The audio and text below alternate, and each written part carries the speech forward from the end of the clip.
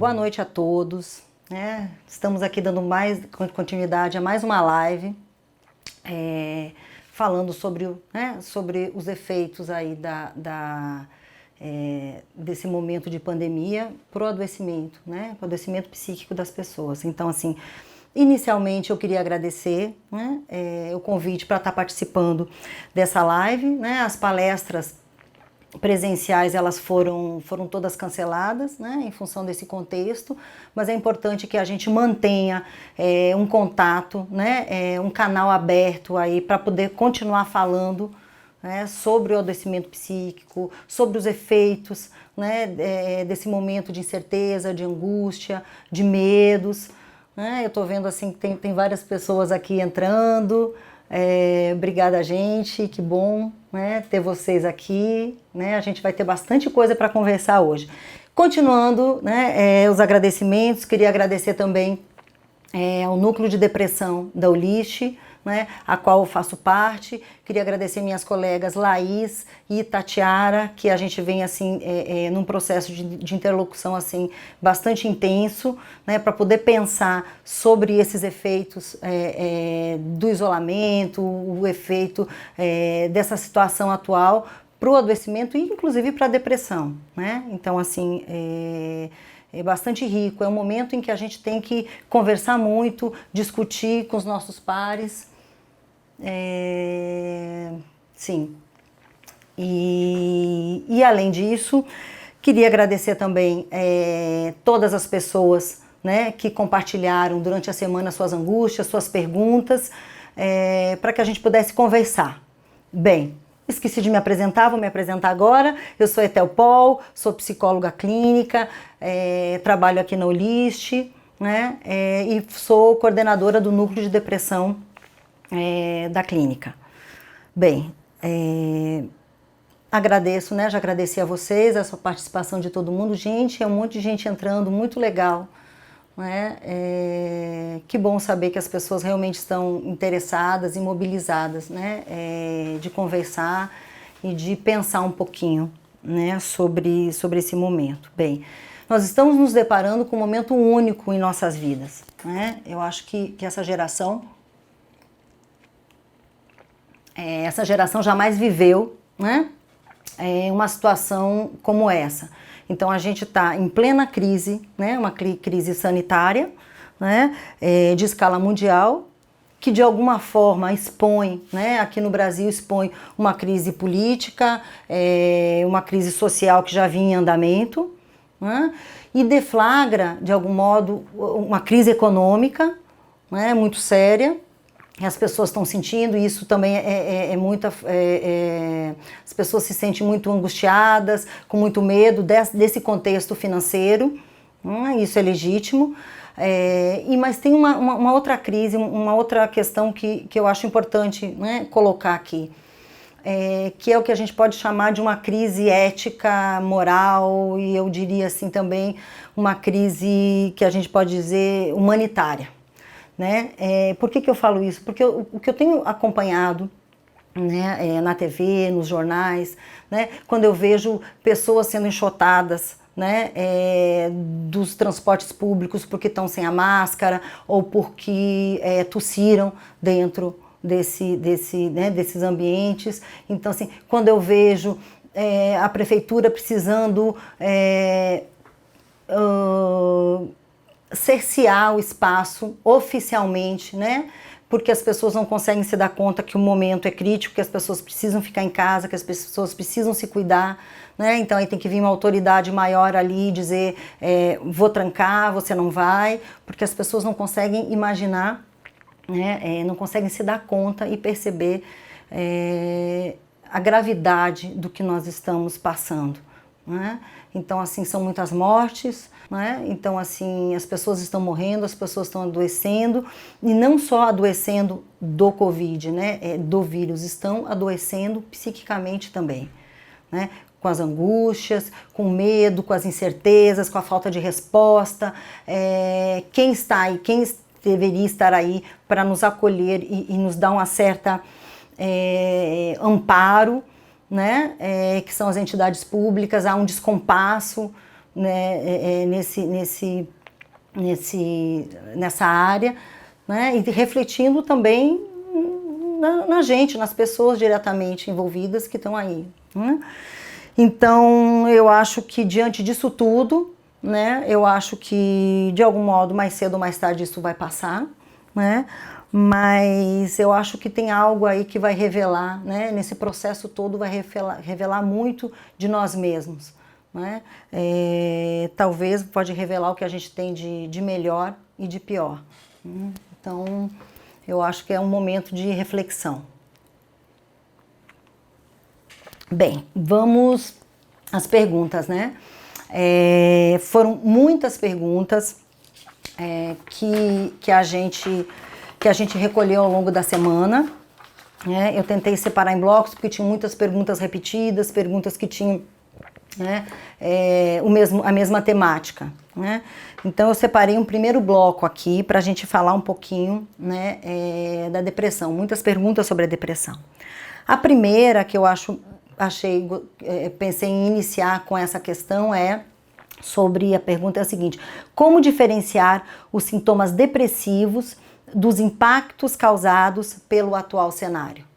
Né? Então, assim, essa pergunta é extremamente importante para a gente poder situar o que é do campo da patologia, né, da depressão enquanto um quadro, né, enquanto uma patologia, enquanto um transtorno, né, e um certo estado deprê por esse momento. Né? Então, assim, a gente está sendo cerceado de sair de casa, de poder abraçar as pessoas, de poder estar em contato com as pessoas. Não podemos tem gente perdendo o emprego, tem gente perdendo entes queridos. Né? Então, assim, eu acho que até uma certa assim, naturalidade a gente poder pensar num certo estado depressivo. Né? As pessoas também estão se voltando para si mesmas, né? Nesse momento, refletindo sua vida, refletindo o seu fazer, tendo que reinventar, elaborar novas saídas para este momento. Então, assim, isso causa um certo impacto, porque nós vimos num ritmo muito acelerado, de repente a gente tem que dar uma parada geral, e isso não é sem consequências. Né? Então, assim, mais um quadro de depressão, né? Um quadro de depressão envolve aspectos físicos, aspectos cognitivos, aspectos psicológicos. Então, assim, são quadros bem diferenciados. Se você está em dúvida ou acha que está passando do ponto, que a tristeza está muito intensa, que a apatia está muito grande, que você está com ideias de que não vale a pena mais viver nesse mundo, enfim, é importante que você procure ajuda. Né? Que você procure um suporte ou que você converse com pessoas próximas, né, inicialmente, e que busque ajuda se você acha que está passando do ponto e no nível do insuportável. Né? Cada um vai ter que aprender a se conhecer o seu limite, né, nesse momento. Uma outra pergunta que tem aqui: se é possível desenvolver a depressão durante o isolamento social e se também se é possível desenvolver a depressão durante o isolamento social ainda sem histórico, né? Sem nunca ter tido um episódio depressivo. A resposta é sim.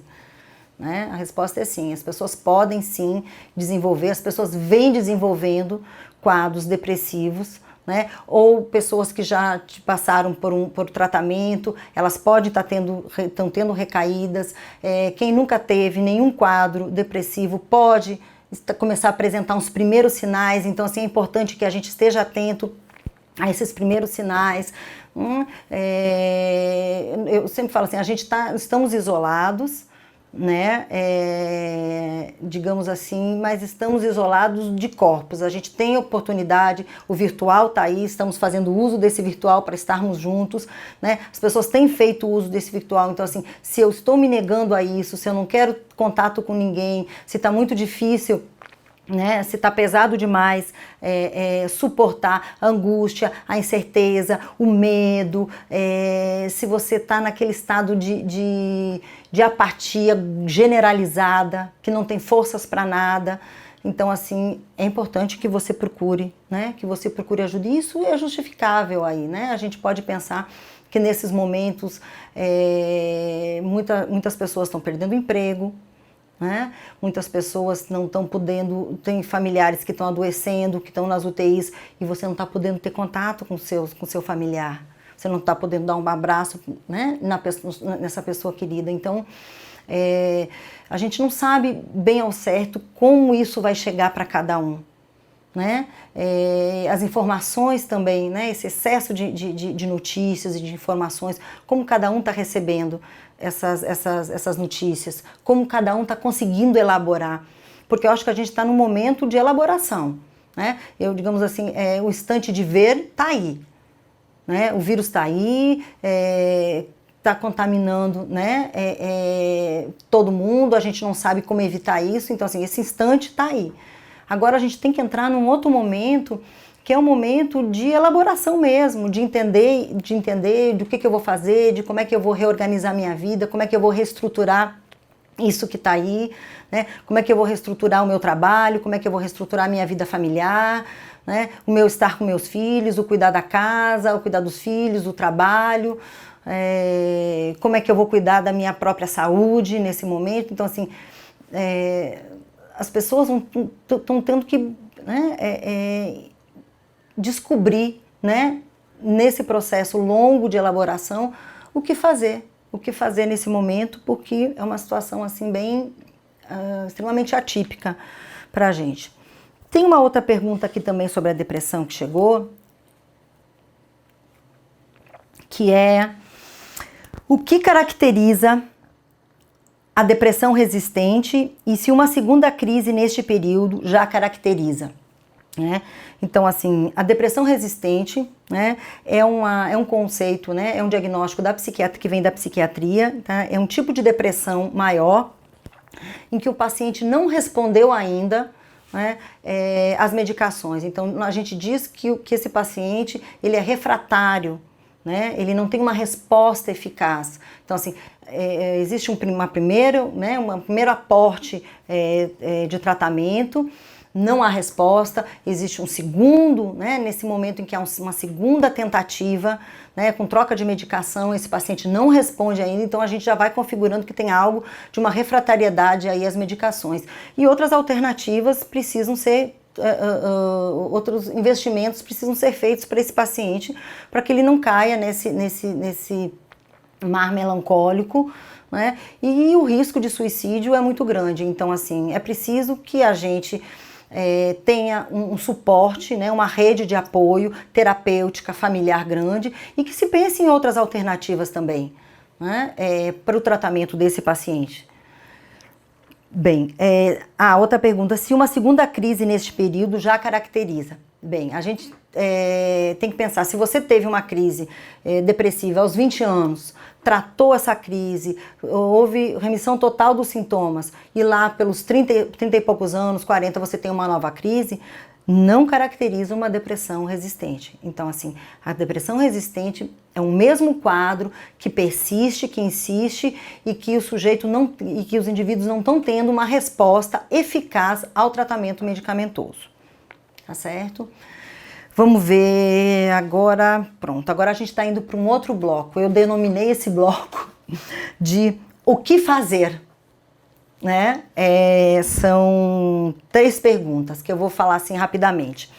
Então, essas perguntas estão dizendo assim: sinto o efeito uma piora da minha doença, estou medicada, mas a angústia só piora. O que fazer? O que fazer quando os sintomas só pioram, né? Mesmo medicada? Sendo um paciente com depressão crônica, ansiedade e angústia, o que fazer para acalmar a mente? Né? Então, assim, as pessoas estão perguntando o que fazer, né? Então, assim, eu estou medicada, eu tenho um diagnóstico, estou sendo medicada e não sei o que fazer com a persistência dos sintomas.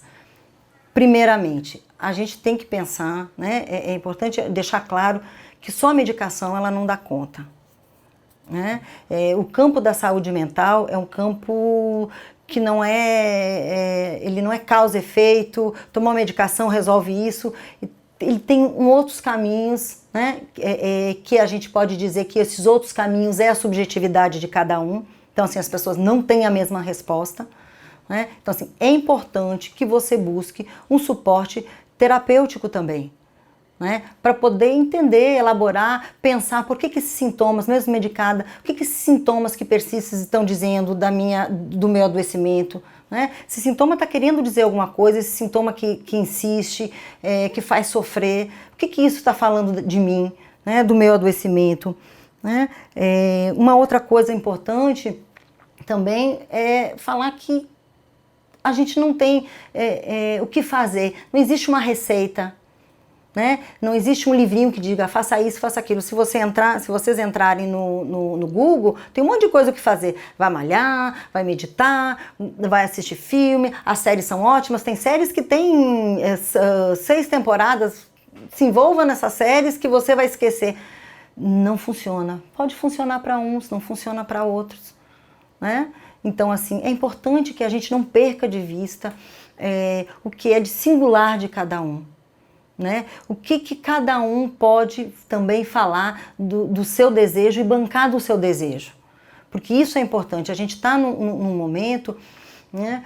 A gente vem, né, de um movimento assim, onde somos bombardeados com coisas que nos dizem o que a gente precisa para ser feliz. Então, eu preciso viajar, eu preciso sair para jantar fora, eu preciso estar com os amigos o tempo todo, eu preciso... Então, assim, várias coisas dizendo o que a gente precisa fazer. Nesse momento, eu não estou podendo fazer nada dessas coisas.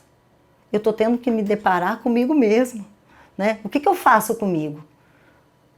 As pessoas, né, muitos quadros estão tendo uma piora justamente por isso. As pessoas não sabem o que fazer consigo mesmo, não sabem, né, o que gostam, né, não sabem dizer, afinal, eu gosto disso, eu não gosto, o que me dá prazer, o que me traz satisfação. A gente está muito voltada o que me traz satisfação está no mundo, tá na cena do mundo. E quando eu me recolho na minha casa, com meus familiares, o que me traz satisfação? Então, assim, é importante que a gente reflita, que a gente pense sobre isso.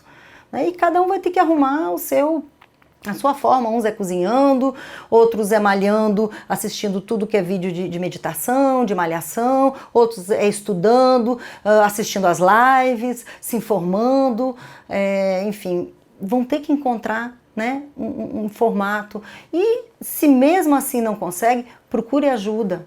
É um momento de procurar ajuda. Inclusive tem uma pergunta que eu até vou adiantar aqui, que é uma pergunta que as pessoas me perguntando sobre telemedicina, se é possível fazer um primeiro atendimento via telemedicina. É possível sim, não esperem esse caos aí passar ou liberar as pessoas para poder atendimento presencial, porque o momento de iniciar um tratamento é agora. Quanto antes você inicia, né, um processo de trabalho terapêutico, um processo de elaboração, de maturação das ideias do que está acontecendo, mais cedo, né, você pode se livrar desses sintomas e dessas dores, enfim, né, ou pelo menos ter um certo apaziguamento. Né? Não gosto de falar muito de cura, mas assim, um certo apaziguamento desse momento onde esses sintomas estão sendo muito exacerbados. Né? Eu tô vendo aqui, tem várias pessoas, tem Manuzinha, minha amiga, querida Graciela, tô vendo aqui, né? Ótimo. Deixa eu ver aqui algumas perguntas que estão chegando.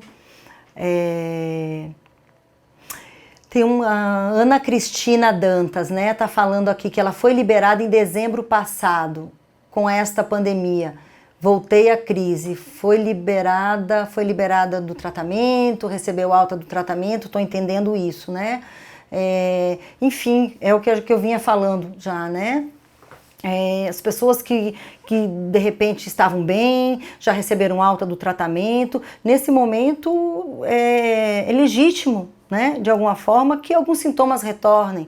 E é importante que você retorne, né, ao seu médico, retorne à sua psicóloga, ao seu terapeuta, enfim, né, e para falar um pouquinho disso, né, dessa recaída, o que pode ter sido o gatilho desse momento, se tem a ver com esse momento que a gente está passando, de reclusão, de medo, de angústia, de esse estado de vulnerabilidade, porque a gente não tem resposta, a gente não sabe quando isso vai passar, né? A gente sabe que vai passar, eu acredito nisso, né? Mas a gente não sabe quando. Então, assim, é importante que a gente, né, tenha um suporte, uma rede de apoio importante, principalmente principalmente quando a gente já teve um episódio depressivo, ou já passou por tratamento para angústia, para crises de pânico, enfim. Carlinha, Leozinho, legal vocês aqui comigo. Enfim, vamos lá. Vamos para uma outra pergunta aqui. Como faz para não deixar essa angústia se tornar depressão? Né? Então, assim, você pode, né? A gente tem dois quadros aí que a gente pode tá falando. Você pode ter um transtorno de angústia, né? Que é angústia somente, e você pode ter um quadro depressivo. E dentro de um quadro de depressão, né, da depressão enquanto patologia, a angústia pode estar presente. É um dos sintomas. Né? Então, assim, se esses sintomas começarem a perdurar, ficarem muito insistentes, procure ajuda. Né? Procure ajuda para que você possa, já nesses momentos iniciais, né, tá tendo um certo entendimento do que está acontecendo. Né? E que para que esses sintomas também não se prolonguem, porque é muito sofrido. Né? Principalmente nesse momento onde a gente está tendo poucos recursos, né? de poucos recursos para poder nos distrair, tirar nossa atenção, né? Que às vezes é estar com os amigos, às vezes é viajar, isso pode dar uma freada aí em determinados sintomas, a gente não está podendo isso. Né? Então, assim, a gente está tendo que conviver com esses sintomas, né, sem muitas distrações e sem saber muito o que fazer. Tá? Deixa eu ver. Maria Clara, querida. Cosminho, Piton, olha só. Que bom. Gente, vocês estão em peso aí, legal, hein? Muito bom. Vamos ver aqui quem mais, que outras perguntas estão aparecendo. Pronto. Tem uma pergunta que eu selecionei aqui que eu acho extremamente... Não, deixa eu ver. Como continuar trabalhando com tanta angústia, ansiedade, como profissional de saúde, de linha de frente? Essa pergunta, né? Ótimo justamente bem na hora ter olhado, né? Aí para ver o que está passando. Eu não consigo, na verdade, imaginar o que vocês, profissionais de saúde, estão tendo que se superar para poder dar conta desse momento. Né? Então, assim, o medo do adoecimento próximo, ver as pessoas à sua volta adoecendo, ver os hospitais enchendo, né? Sendo várias pessoas sendo afetadas, né, desse contexto, as mortes, né, o seu próprio medo pessoal. Então, assim, eu acho que a gente tem algo assim extremamente que a gente tem que saber aonde está o nosso limite nesse momento, né? Então, assim, até onde eu suporto, né? Até onde eu suporto, eu acho que é importante, né? Tem pessoas que conseguem lidar, que estão conseguindo, que estão na linha de frente, tem outras que dizem assim, eu não consigo, esse é o meu limite, eu vou até aqui, ou eu vou continuar, mas eu vou buscar ajuda, eu vou buscar um suporte com os meus colegas, um suporte terapêutico, enfim. Então, assim, é importante que a gente esteja atenta ao nosso limite. Né? Todos têm um limite, de algum modo, e isso é extremamente importante. Isso entra um pouquinho naquela questão que eu estava falando. É importante que a gente também se pergunte o que eu quero, né? Do que eu quero, do que eu sou capaz, um processo assim de autoconhecimento mesmo que a gente precisa fazer, a gente precisa reconhecer nossos limites. Às vezes a gente está querendo correr uma maratona com a perna quebrada. É possível? Não é possível.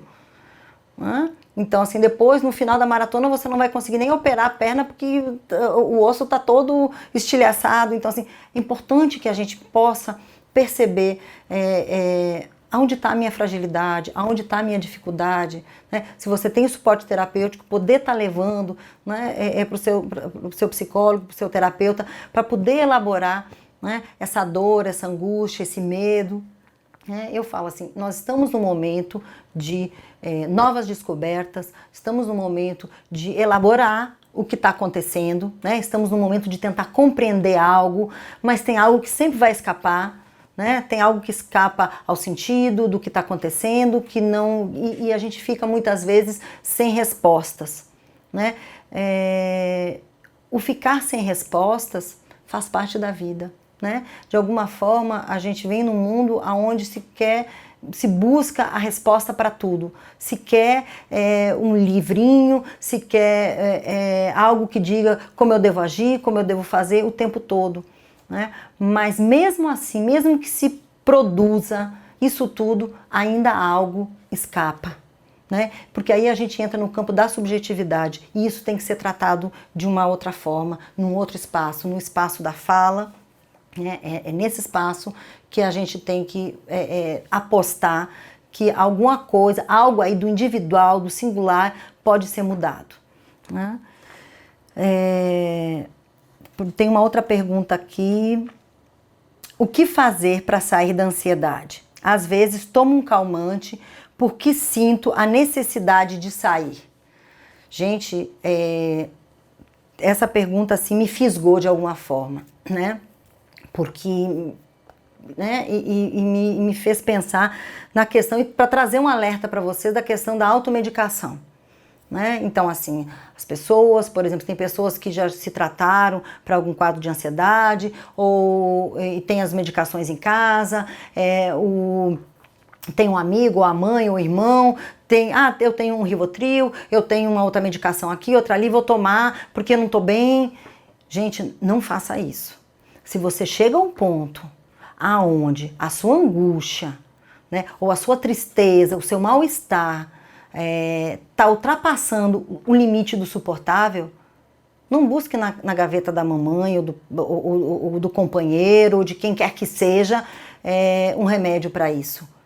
Procure um profissional para lhe orientar nesse momento.